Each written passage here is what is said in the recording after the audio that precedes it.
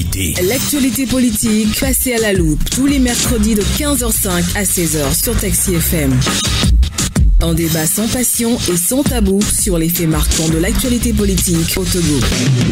Une heure de vérité. Hugues Vignon-Atiko et ses invités dans le débat politique du mercredi sur Taxi FM. Taxi FM.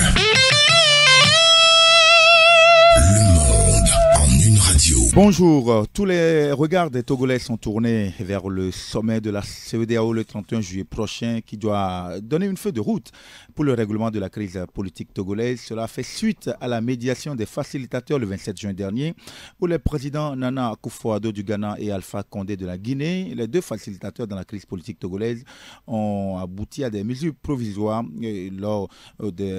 pour parler avec la classe politique. Ces mesures provisoires qui sont entre autres la poursuite des activités du Parlement actuel au-delà de l'échéance prévue conformément à la Constitution, la suspension des préparatifs électoraux et le vœu que les échéances en question puissent se tenir avant fin novembre 2018.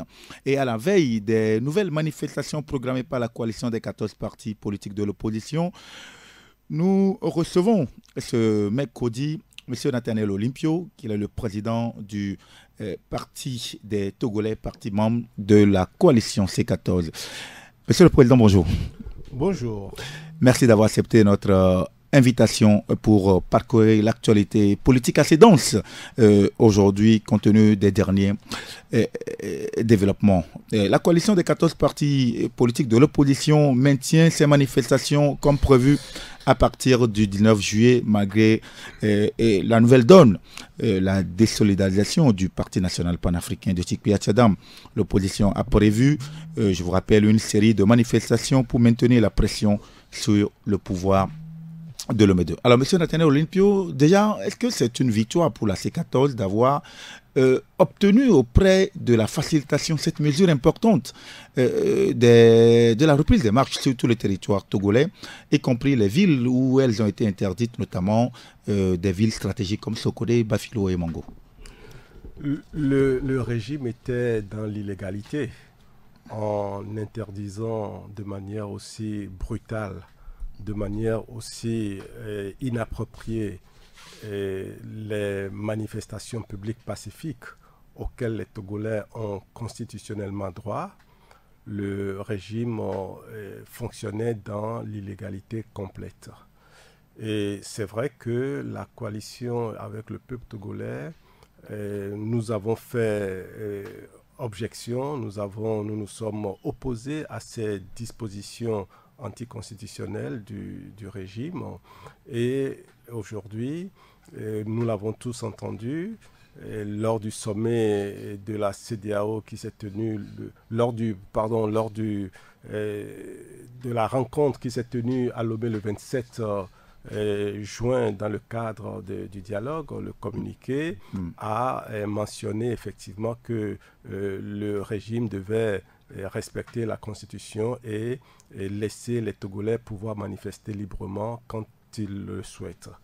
Et c'est ce qui a été dit, et nous avons vu que le régime a accédé est revenu à de meilleurs sentiments, est revenu au respect de la Constitution, en tout cas en n'interdisant pas formellement les manifestations comme ça avait été le cas précédemment.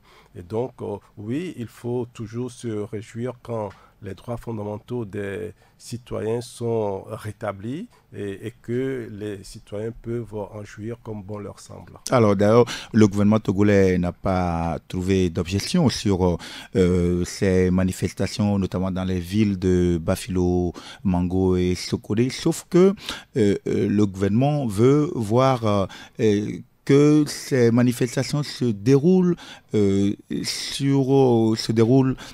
en respectant les prescriptions de sécurité. C'est aussi gage de bonne foi de la coalition des partis de l'opposition si vous arrivez à faire ce type de manifestations sans qu'il y ait des blessés ou des morts d'hommes. Les manifestations organisées par la coalition depuis septembre 2017 ont toujours été faite de manière pacifique. Et nous n'avons jamais préconisé la violence. Et nous n'avons jamais incité à la violence. Et vous allez vous rappeler que ce sont malheureusement les forces de sécurité et de défense qui exercent de la violence sur les populations. Et nous osons espérer que l'occasion de ces expressions populaires qui sont prévues à partir de demain ne donneront pas encore l'occasion à ce régime de faire usage d'une force inappropriée et de faire usage de violence, alors que nous sommes dans une organisation de manifestation pacifique. Le 27 juin dernier, les consultations menées par les présidents Nana Akufo-Addo du Ghana et Alpha Condé de la Guinée, les deux facilitateurs dans la crise politique togolaise, ont abouti à des mesures provisoires qui sont entre autres la poursuite des activités du Parlement actuel au-delà de l'échéance prévue, conformément à la Constitution, la suspension des préparatifs électoraux et le vœu que les échéances en question puissent se tenir avant fin novembre 2018. Alors, Monsieur le Président, nous allons vous rafraîchir la mémoire des auditeurs en revenant sur le communiqué final ayant sanctionné les travaux. C'est avec Jean-Claude Brou, le président de la commission de la CEDEAO. Nous avons noté surtout l'engagement des deux parties à œuvrer et à poursuivre le dialogue en vue d'arriver à un accord sur la situation au Togo. Et donc nous voulons saisir cette opportunité pour remercier toutes les parties qui ont vraiment accepté de participer à ces rencontres pour pouvoir trouver une solution. C'était un extrait de Jean-Claude Brou, le président de la commission de la CEDEAO. À cette époque, je crois que vous n'étiez pas au pays, vous aviez assisté de loin à ce dialogue, ce nouveau round de discussion où les présidents ghanéens et guinéens ont rencontré et les représentants de la coalition, de l'opposition, et les membres du gouvernement et bien sûr aussi les membres du parti UNIR. Quelles ont été vos impressions sur ce communiqué final qui a sanctionné les travaux?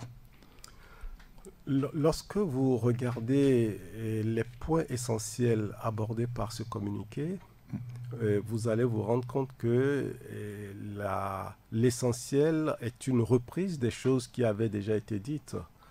Et qu'il s'agisse de la libération des prisonniers, le communiqué précédent l'avait déjà évoqué, qu'il s'agisse de la suspension ou l'annulation de l'organisation unilatérale des élections, cela aussi avait déjà été mentionné.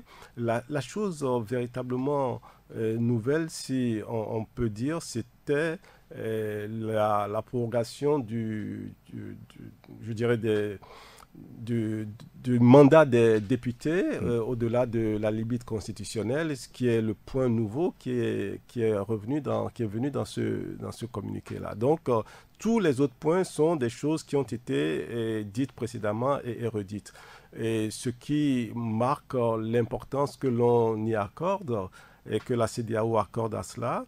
Et je pense qu'aujourd'hui, ce à quoi nous assistons dans les mesures préalables, ce que nous avons appelé mesures préalables, notamment la libération des prisonniers, et de mon point de vue, cette disposition va à une allure qui n'est pas de nature à nous donner satisfaction. Et quelques personnes sont soit graciées, soit en liberté provisoire.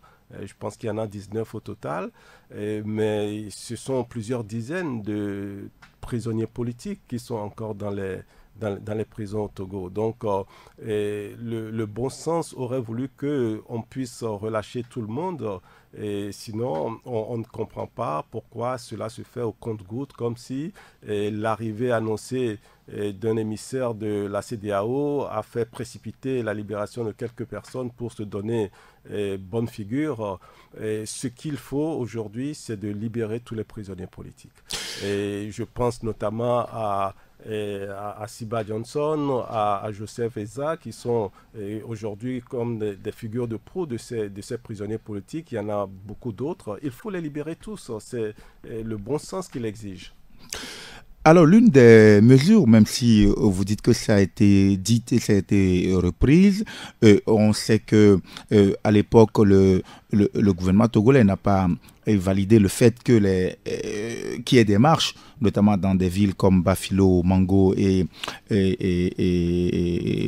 Sokodé, compte tenu de la disparition de certaines armes qui sont dans la nature. Là, justement, dans le communiqué final, les facilitateurs sont revenus sur la collaboration entre les différentes entités pour que ces armes dérobées soient retrouvées. Mais au-delà, l'opposition ou la coalition des 14 partis de l'opposition qui retournent dans les rues avec une série de manifestations à l'intérieur du pays à partir de demain, jeudi. Mais apparemment, le Parti national panafricain s'est désolidarisé de cette activité, de ces différentes actions de la coalition. Est-ce qu'il n'y a pas un véritable problème à ce niveau, monsieur Nathanaël Olympio, au sein de la coalition des 14 partis de l'opposition? Moi, je vois et je lis sur les réseaux sociaux des choses que je n'ai jamais entendues au cours d'une réunion de la coalition. Et je pense que les gens qui sont en dehors de notre cadre de réunion ont l'air d'avoir des informations que nous-mêmes, nous n'avons pas. Et vous parlez de désolidarisation. C'est un terme très important que vous utilisez. Et en aucun moment, je n'ai entendu un responsable du PNP dire qu'il se désolidarisait de la C14. Jamais je n'ai entendu cela. Et je pense que notre existence en tant que coalition a toujours fait l'objet de spéculations sur notre capacité à travailler ensemble dans la durée. Je me rappelle, dès le mois de septembre, quand le régime se faisait plaisir à déclarer à qui voulait l'entendre que la coalition ne tiendra pas quelques semaines, ne tiendra pas quelques jours. Aujourd'hui, nous sommes à presque une année de travail en commun. Et ce n'est jamais facile. Mais est-ce que ce n'est pas une entente de façade finalement? Nous ne sommes pas un parti unique. Nous sommes une coalition de 14 partis politiques. Nous pouvons avoir des vues qui peuvent diverger sur certains aspects tactiques. Nous pouvons avoir des différences dans certaines approches. Mais qu'est-ce qui est fondamental? Ce qui est fondamental, c'est que nous avons tous, autant que nous sommes au sein de la coalition, la volonté de conduire ce pays dans un espace de démocratie et de liberté pour avoir l'alternance. C'est ça qui motive l'existence de cette coalition. Et je ne pense pas qu'un seul parti politique de notre coalition ait jamais songé à quitter la coalition.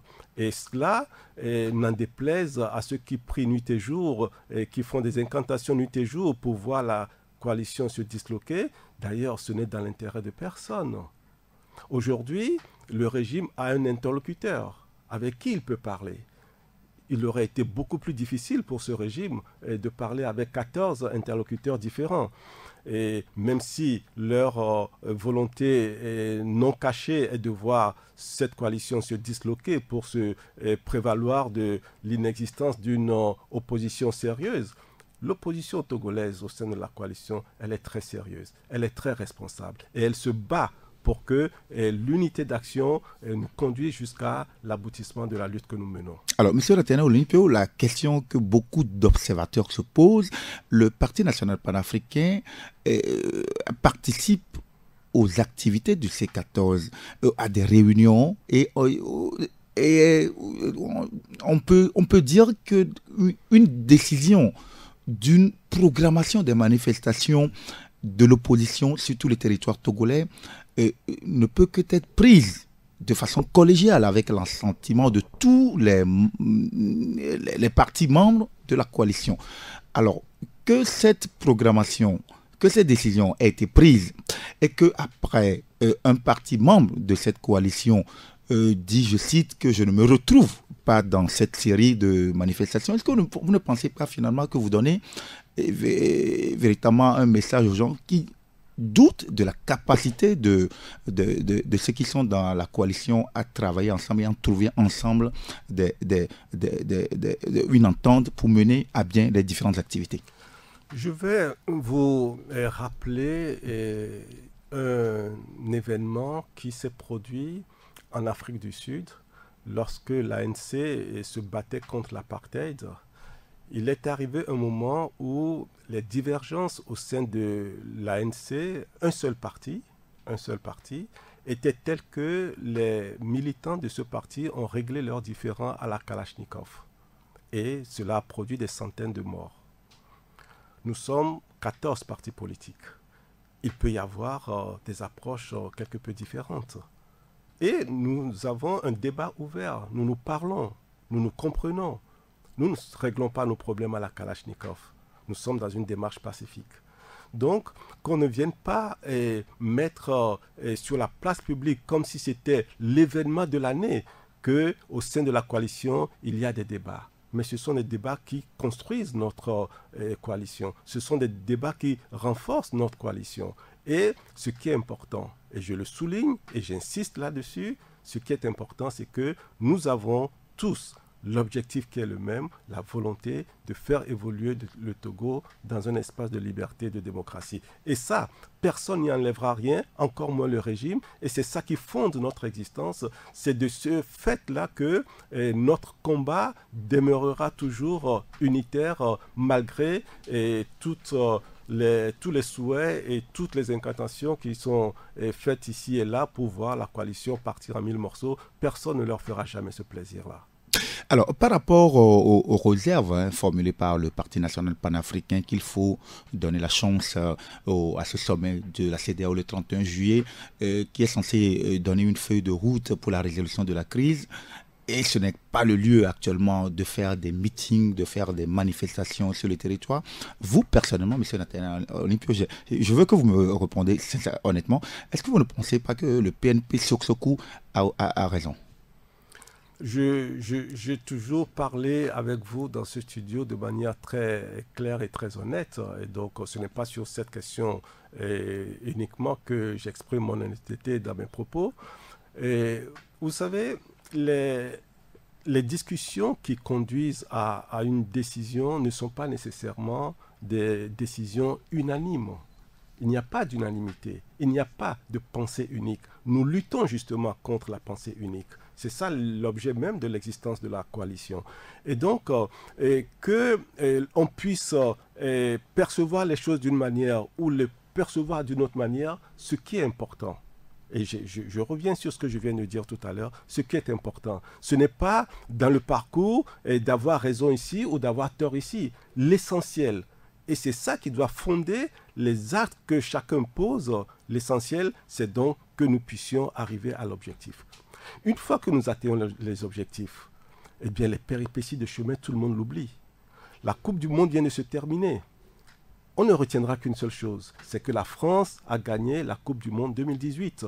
Personne ne se souviendra que le gardien français a malencontreusement fait avoir un but contre son camp.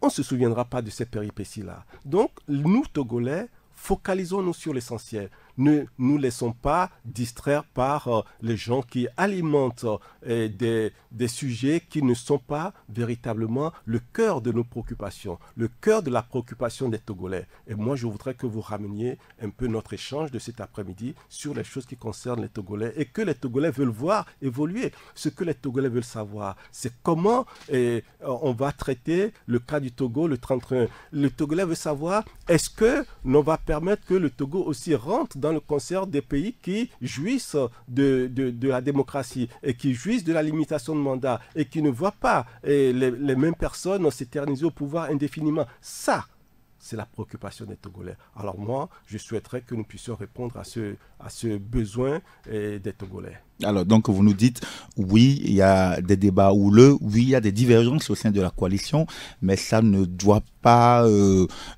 être un frein à la poursuite de la mission de la coalition à atteindre les objectifs. Ce sur quoi je voudrais insister, c'est que tous les 14 partis de la coalition ont foi en la coalition. C'est cela que vous devez retenir. Le reste, ce sont des sujets que les gens alimentent pour distraire les Togolais. Donc vous dites qu'il n'y a pas un risque d'implosion de la C14 dans les prochains jours, dans les prochains mois? Ça, ce sont des gesticulations intellectuelles de gens qui souhaiteraient voir les choses se produire ainsi. Alors, selon la lettre du continent du mercredi 18 juin 2018, les facilitateurs ont plaidé pour le retour de Tikpi Adjadam sur le territoire national. Est-ce que vous pensez que ce retour tel que plaidé par les facilitateurs peut permettre à la médiation ou peut permettre à ce que les échanges, la poursuite de la médiation puisse se dérouler de façon sereine? Aucun Togolais ne mérite d'être en exil. Aucun Togolais. Et c'est malheureusement le cas. Nous avons beaucoup de nos concitoyens qui vivent contre leur volonté à l'extérieur des frontières du Togo, du fait de la gouvernance qu'il y a dans ce pays. Et bien entendu, les facilitateurs ont parfaitement raison d'insister sur le fait que M. Adjadam puisse être libre dans son pays et ne pas se sentir menacé. C'est tout à fait justifié que les facilitateurs prennent cette position-là. Et j'ose espérer que ce régime qui n'en fait qu'à sa tête, j'ose espérer qu'ils vont comprendre que les Togolais n'ont pas vocation à être exilés, vivre en dehors de leur pays. Alors, retour sur ces différentes manifestations programmées donc cette semaine à partir donc de 19 juillet prochain. Alors, est-ce que Monsieur Nathaniel Olympio, est-ce que vous allez rester dans le souhait des facilitateurs, à savoir que pour maintenir la paix et la cohésion dans le pays, ces facilitateurs-là avaient invité donc les différentes parties à s'abstenir de tout acte qui pourrait constituer une menace pour cette paix-là au Togo actuellement? Je suis désolé de vous contredire, mais votre question, elle est tendancieuse.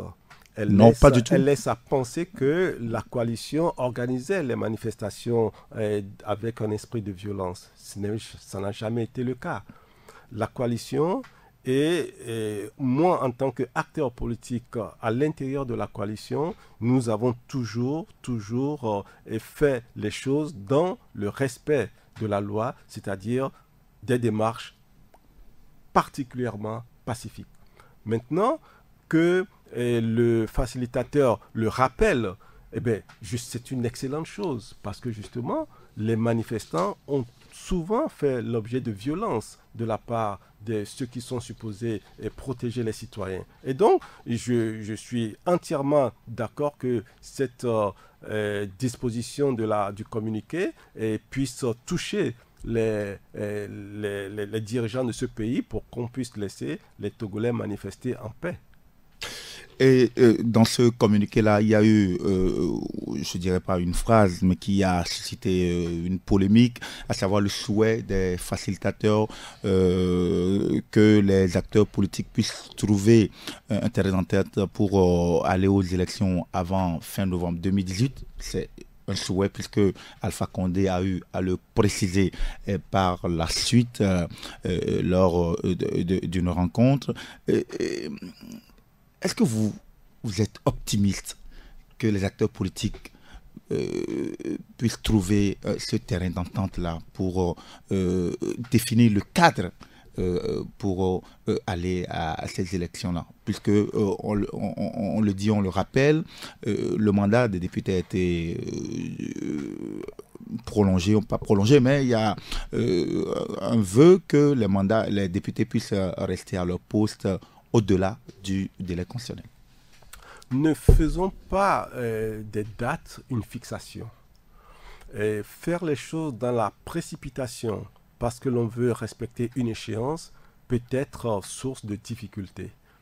Le Togo, depuis près d'un an, est fortement secoué par des manifestations, par un mécontentement qui vient des frustrations sociales et des frustrations politiques.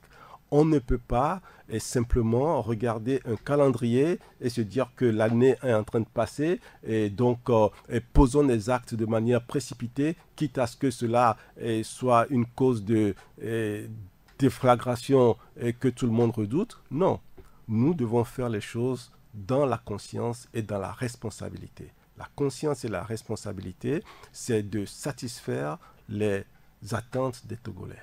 Et les attentes des Togolais, qu'est-ce que c'est? C'est simplement de pouvoir disposer d'un cadre de liberté et de démocratie. Vous savez, au Mali et au Sénégal, lorsqu'il s'était agi de mettre au propre le fichier électoral, pour ne parler que de ça, il leur a fallu 6 mois de travail exécuté par l'Organisation internationale de la francophonie. 6 longs mois. Donc, je pense que le président Alpha Condé l'a dit lui-même, ça n'aurait pas été responsable de leur part de ne pas donner une date indicative. Ils ont parlé de novembre, ils auraient pu très bien parler de novembre 2019 ou de novembre je ne sais quelle année. Donc, ce que nous, Togolais, devons retenir, c'est que le temps n'est pas ne doit pas faire l'objet d'une fixation pour nous.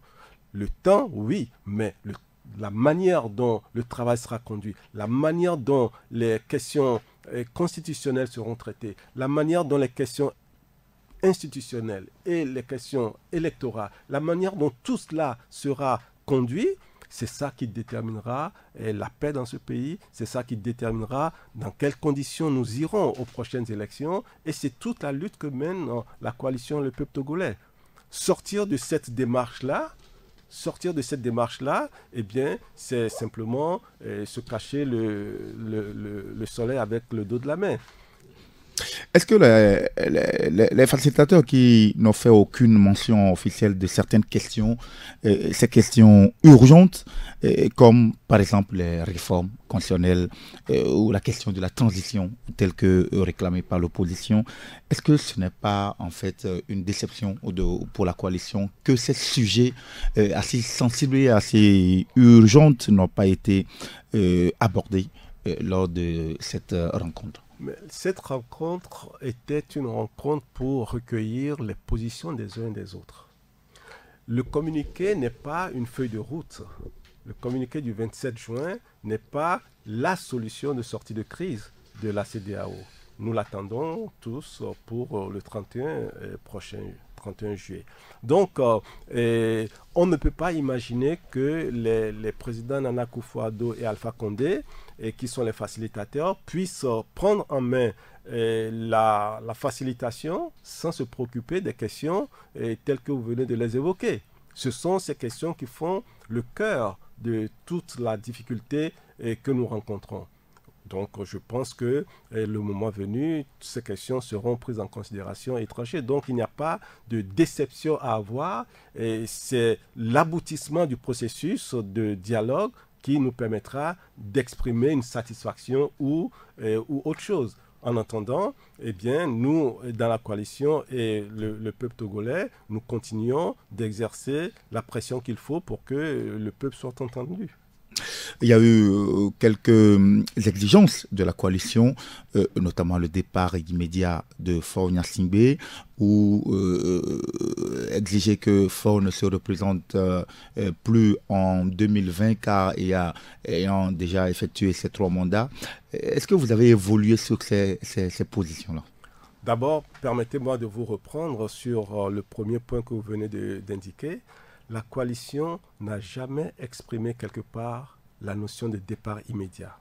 On ne l'a jamais exprimé. Je veux que ce soit clair. Nous avons toujours demandé le retour de la Constitution dans sa version originelle avec tous les effets que cela induit. Donc, l'un des effets, c'est le départ de Faure Gnassingbé. Ce que vous étiez en train d'évoquer, c'est la temporalité. C'est l'idée d'immédiateté que vous avez souligné, qui est le mot le plus important dans vos propos. Mais la coalition n'a jamais parlé de temporalité. Jamais. Aucun document produit par la coalition n'a fait référence à cela. Mais bien entendu, l'alternance et le départ du du pouvoir du chef de l'État est quelque chose qui arrivera de manière inéluctable. On peut en parler, en reparler, ça viendra de toute façon, d'une manière ou d'une autre. Cela se produira. Ce n'est qu'une question de temps. C'est justement pour cela que nous n'avons pas insisté sur la question du temps. Parce que toutes ces considérations, à partir du moment où nous avons accepté de rentrer dans un processus de dialogue, ce sont des questions politiques qui se règlent dans le dialogue. Mais, comme vous l'avez constaté, ce ne sont pas des sujets qui ont déjà été au cœur des discussions. Sinon, vous en auriez entendu parler. Mais on ne peut pas continuellement ne pas l'évoquer et ne pas en parler. Il viendra un moment où on mettra sur la table ces questions et chacun va devoir se prononcer là-dessus. Notre invité dans cette émission, Une heure de vérité, M. Nathaniel Olympio, président du Parti des Togolais, parti membre de la coalition des 14 partis politiques de l'opposition. Alors, Monsieur le Président, nous allons revenir à la tournée de, on va dire, 3 émissaires de la coalition des 14 partis de l'opposition. Il s'agit même de vous-même, de Nicodème Habia et de Maître Dodi à Pévon. C'était en juin dernier. Vous avez fait une tournée européenne. Alors, quelles ont été ces étapes et qui ont été vos interlocuteurs? Permettez-moi, avec toutes mes excuses, de revenir sur le point précédent que nous avons évoqué concernant la candidature ou non du chef de l'État qui postulerait à un 4e mandat. Je pense que ce sujet est un sujet qui, de mon point de vue, ne devrait pas être source de discussion à n'en plus finir. Pourquoi ? La première raison, c'est que le principe même de la limitation du mandat est un principe que le régime lui-même a intégré. Il a compris que c'est nécessaire de limiter les mandats. C'est pour cela que, en septembre dernier, ils ont introduit une proposition de modification de la Constitution à l'Assemblée nationale qui intégrait la limitation de mandat à 2. À partir du moment où ce concept-là est retenu, eh bien, le reste, on ne peut pas nous opposer une question d'ordre juridique. Nous sommes dans une situation politique. Et je ne vais pas ici rappeler le parcours politique du chef de l'État sortant aujourd'hui. Tous les Togolais le connaissent.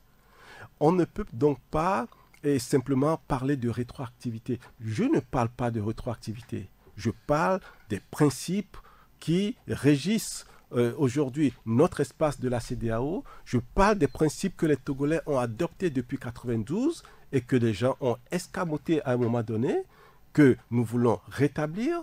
Je pense que quand on est conséquent avec soi-même et que l'on a intégré des principes, il faut respecter ces principes-là et ne pas faire des contorsions pour parler de rétroactivité. Personne ne parle de rétroactivité de la loi. Nous parlons d'éthique.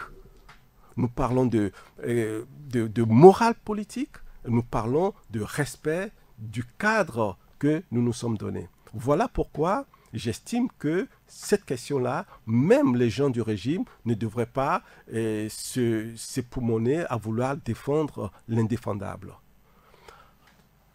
Pour revenir à votre question, oui, au mois de juin dernier, la coalition a dépêché une délégation de 3 personnes que vous venez de citer pour rencontrer les autorités allemandes. Vous savez que l'Allemagne est l'un des 3 pays occidentaux impliqués dans la recherche de solutions de sortie de crise. Il y a l'Allemagne, il y a les États-Unis et il y a la France, qui sont dans le groupe des 5 avec l'Union européenne et le système des Nations Unies. La coalition avait eu l'occasion de rencontrer les autorités américaines, de rencontrer les autorités françaises et les autorités allemandes. On a terminé la tournée avec les autorités allemandes que nous avons rencontrées le 27 juin dernier. Nous avons été reçus par M. Schmidt, qui est le directeur Afrique de l'Ouest et du Sahel, au ministère allemand des Affaires étrangères. Donc oui, cette rencontre était une rencontre une séance de travail très, très fructueuse. Nous avons eu une discussion très franche. Et nous avons exprimé les positions de la coalition, les attentes du peuple togolais. Et je pense que les autorités allemandes ont prêté bonne oreille à ce que nous avons pu dire. Et ma foi, il est toujours important que les acteurs, malgré la présence des ambassadeurs qui font leurs rapports régulièrement, il était important que les acteurs de la coalition puissent aller clairement exposer la position de la coalition sur la crise et les voies de sortie de crise que nous préconisons. Alors, est-ce que vous avez eu le sentiment que la situation togolaise est bien perçue par ces autorités allemandes? Oui, je peux dire que la situation est très très bien comprise, puisque c'est ce que nous avons exposé, c'est ce que nous avons expliqué. Nous avons détaillé longuement les différents points et ce que nous avons présenté était clair et bien compris de nos interlocuteurs. Je ne serais pas surpris que l'Allemagne puisse intégrer dans ses réflexions les sujets que nous avons abordés et les positions que nous avons exprimées, celles de la coalition. Alors, on sait que les ambassadeurs accrédités au Togo suivent régulièrement la situation politique togolaise. À chaque fois, il y a certaines déclarations, il y a des entretiens. Et la dernière fois, c'est l'ambassadeur de France au Togo, Marc Vizy, qui a dit que la France attache beaucoup d'importance à la notion donc, des élections en prenant en témoin les déclarations par exemple d'Emmanuel Macron en disant que la situation, le statu quo n'est plus possible au Togo, tout en citant donc le président de la République française Emmanuel Macron, en réitérant sa confiance à l'Union africaine ou à des entités sous-régionales qui font tout pour régler cette crise togolaise.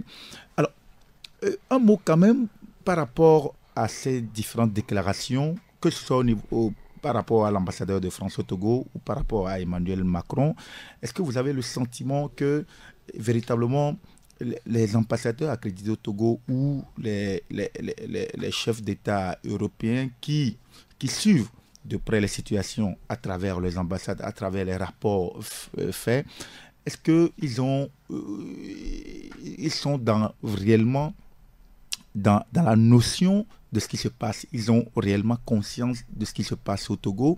Et par rapport à la feuille de route que devait proposer la CEDEAO le 31 juillet prochain, est-ce qu'on peut dire que vous, au niveau de la coalition, vous êtes optimiste par rapport à toutes ces déclarations-là? Les Togolais se battent depuis très longtemps et ont relancé la lutte en août 2017. Et depuis lors, le Togo est en mouvement. Les Togolais sont dans une dynamique qui vise à obtenir une évolution, un changement de régime, une alternance à la tête de l'État. Et donc, ça veut dire que les Togolais ne veulent plus de statu quo. Les Togolais veulent un changement. Si aujourd'hui, le chef de l'État français, Emmanuel Macron, dit que le statu quo n'est plus possible au Togo, les gens peuvent faire 1001 lectures. Mais ce qui est fondamental pour les Togolais, c'est que nous voulons la liberté, la démocratie et l'alternance. C'est un fait. Peu importe les interprétations que les gens feront, les Togolais se battent et continueront de se battre. Peu importe la manière dont le 31 juillet, la CEDEAO présentera sa feuille de route. Les Togolais savent que l'essentiel du travail leur incombe. C'est pour cela qu'ils n'ont attendu personne pour commencer à manifester en août 2017. Et les Togolais sont toujours dans cette dynamique-là. Maintenant, quand j'ai entendu l'ambassadeur de France s'exprimer le 14 juillet en parlant d'élections, il a ajouté le moment venu. Le moment venu, ça veut dire que nous n'y sommes pas encore. Ça veut dire qu'il y a encore du travail à faire. Et le travail à faire, il est immense. Il concerne la Constitution, il concerne les institutions, il concerne également le cadre électoral. Et toutes ces questions-là ne sont pas des choses que l'on peut aborder, solutionner à la va-vite parce qu'on veut respecter une échéance qui nous fiche dans le temps. Donc, oui, c'est toujours bien de considérer ce que les chefs d'État disent, mais n'oublions pas également que ces chefs d'État parlent en tant que responsables d'un pays tiers. Et quand ils parlent de nos pays, ils ont toujours également à l'esprit ce qui est important pour eux. Leurs intérêts. Ils ont une grille de lecture qui sera toujours différente de la grille de lecture des Togolais. C'est ainsi. Et donc, nous, Togolais, avons conscience que malgré la contribution des gens qui viennent de l'extérieur pour nous accompagner, nous avons conscience que c'est nous-mêmes qui devons mener notre bataille, comme tous les peuples le font de toute façon. Nous devons mener notre bataille pour obtenir notre liberté et notre démocratie. Les Togolais payent le prix de la liberté et de la démocratie. Et donc, il faut simplement espérer que au 31 décembre au soir, les Togolais se disent la CEDEAO s'est comportée véritablement comme elle le déclare en CEDEAO des peuples et que ça n'est pas, encore une fois, un syndicat de chefs d'État qui s'est réuni pour sauver la mise à un des leurs en difficulté. Et je pense que les facilitateurs ont conscience de l'attente des Togolais, ont conscience de l'attente des citoyens de la CEDEAO. C'est pour ça que le président Alpha Condé n'a pas hésité à évoquer cette terminologie de syndicat de chefs d'État.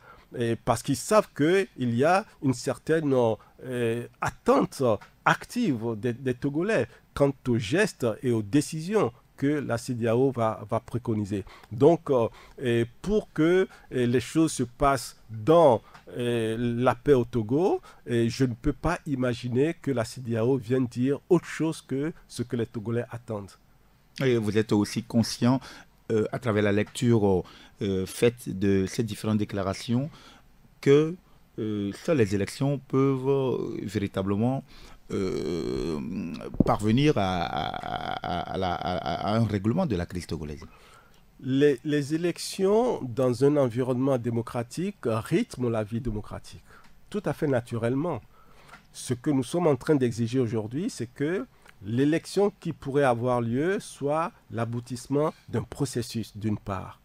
D'autre part, nous ne pouvons pas non plus jeter en perte et profit la prise en compte des principes démocratiques qui sont édictés dans notre espace, qui ont été votés par le peuple togolais en 1992. On ne peut pas passer tout ça en perte et profit et dire, écoutez, il y en a qui ont déjà fait 2 mandats, il y en a qui ont fait 3 mandats, mais pourquoi ne les laisserions pas faire 4? Et pourquoi pas 5? Pourquoi pas 6? Et si on fait cette impasse aujourd'hui, pourquoi est-ce qu'on ne le referait pas demain, après-demain, pour peu que des gens puissent prendre des armes quelque part et terroriser d'autres?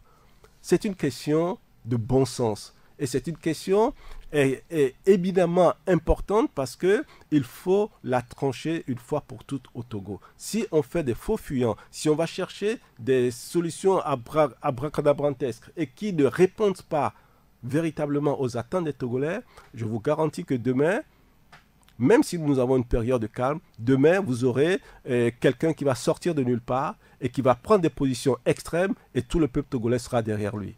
Nous devons éviter cela en ayant le courage aujourd'hui de prendre les bonnes décisions. Que la CEDEAO ait le courage de prendre les bonnes décisions pour que le peuple togolais aussi vive en paix et en démocratie dans l'espace CEDEAO. Oui, les bonnes décisions, c'est aussi par rapport donc à notre constitution, par rapport au contenu de notre constitution. Vous auriez, vous, au niveau de la C14, quel est votre souhait par rapport à cette feuille de route de la CEDEAO? Mais il n'y a pas 150 souhaits. C'est simplement que le peuple togolais soit respecté, c'est que le peuple togolais soit pris en considération et que ce que veut le peuple soit mis en œuvre. C'est aussi simple que ça. En dehors de ça, le peuple togolais se dressera contre. Il se dresse déjà depuis août 2017. Et si il n'a pas satisfaction, eh bien, il continuera sa lutte jusqu'à ce que le résultat arrive.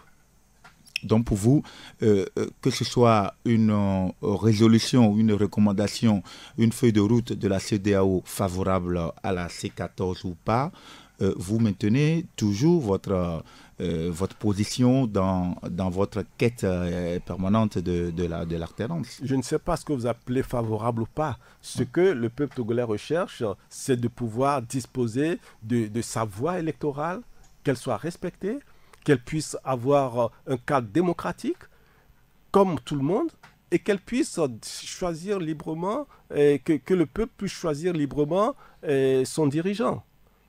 Et cela dans le respect de la Constitution que le peuple s'est donnée en 92.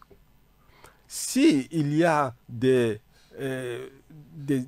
préconisations qui sortent de ce cadre-là, je serais surpris que le peuple togolais ne réagisse pas. Je serais surpris que le peuple togolais dise, d'accord, comme c'est la CEDEAO qui l'a indiqué, je me soumets. Non, le peuple togolais ne se soumettra pas, parce que ce n'est pas cela sa volonté. Donc, je pense que, comme dans tous les autres pays, le peuple est le souverain. Il n'y a pas de raison que des chefs d'État qui vivent une certaine évolution démocratique dans leur pays, eh bien, fassent autre chose que ce que même ils ont eu l'occasion de, ce dont ils ont eu l'occasion de jouir. Les vertus de la démocratie dont jouissent leurs citoyens, je les vois mal venir au Togo et dire attention, eh bien, comme le Togo est un cas particulier, laissez les gens la possibilité de rester en place encore et encore. Pourquoi est-ce qu'on autoriserait qu'au pays, au Togo, il y ait des gens qui puissent avoir la possibilité d'être candidats indéfiniment à des élections? Et ailleurs, on limite cela à 2. Quel est le fondement qui justifierait cette position de la CEDEAO? Ils auront beaucoup de mal à l'expliquer aux Togolais. Et moi, je souhaite fortement que l'on anticipe les choses et que l'on ne mette pas les Togolais dans la position de devoir ne pas accepter une orientation qui viendrait de la CEDEAO. Ça ferait mal à la CEDEAO. Ça ferait d'ailleurs mal également aux chefs d'État qui préconiseraient des dispositions opposées à ce que veut le peuple togolais. Il faut que nous puissions éviter tous ces écueils-là en anticipant, en prenant les bonnes orientations et en donnant simplement satisfaction au peuple togolais. Alors, M. Daten Olympio, on a l'impression que la crise politique met en mal la cohésion sociale, le tissu social. Dernièrement, vous avez vu ce qui s'est passé à Bruxelles avec le président du NET, Thierry Tama. Est-ce que réellement, il ne faut pas s'en inquiéter de toute cette situation-là? Depuis que les Togolais sont victimes de tirs, depuis que les Togolais meurent dans les manifestations, depuis que les Togolais sont blessés, oui, il faut s'inquiéter. Ce n'est pas simplement aujourd'hui qu'il faut commencer à s'inquiéter. L'inquiétude et la terreur, c'est dans le rang de l'opposition, de la coalition depuis le mois d'août 2017. Et c'est pour ça que nous ne devons pas avoir dans notre pays une gouvernance qui favorise ce type de situation. Et pourquoi est-ce que l'on ne voit pas au Ghana des responsables brutalisés à l'extérieur de leur pays de cette manière-là? Pourquoi c'est au Togo que ça se passe? Pourquoi c'est aux citoyens togolais que cela arrive? On doit se poser les bonnes questions. Mais on doit aussi condamner ce type d'action. Il faut toujours être contre la violence. Ça, c'est une réalité que nous défendons tous les jours au sein de la coalition. C'est pour cela que nous ne préconisons pas de violence. C'est pour cela que nous faisons une lutte pacifique.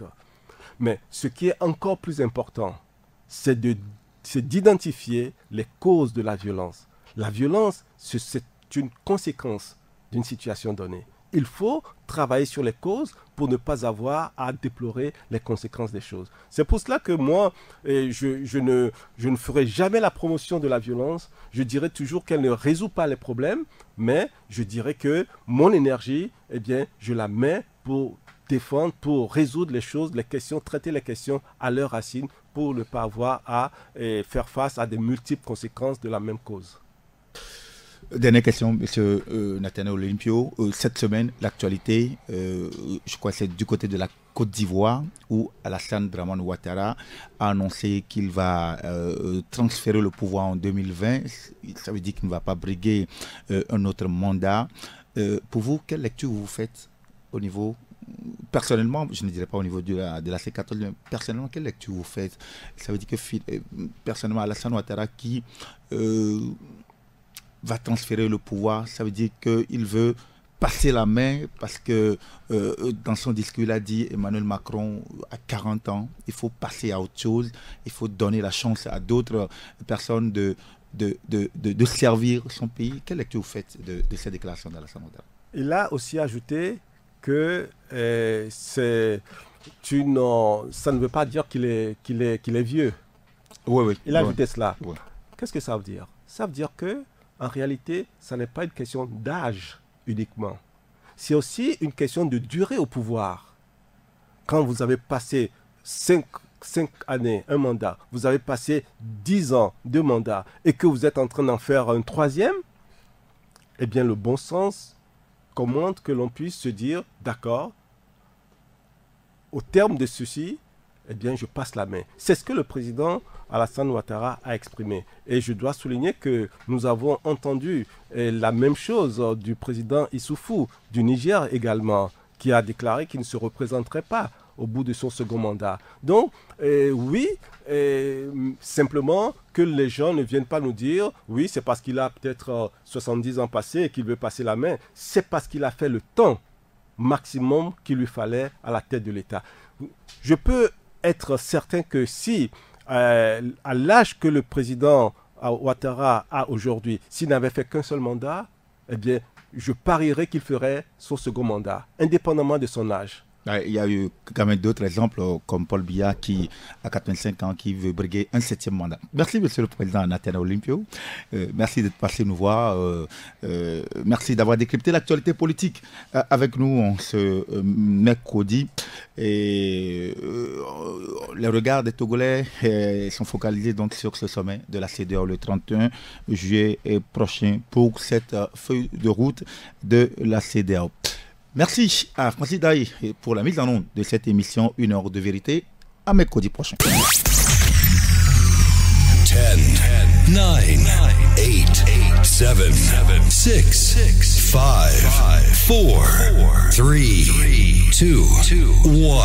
Vous écoutez Taxi FM, musique, sport, information. Toutes vos passions sont forcément sur Taxi FM.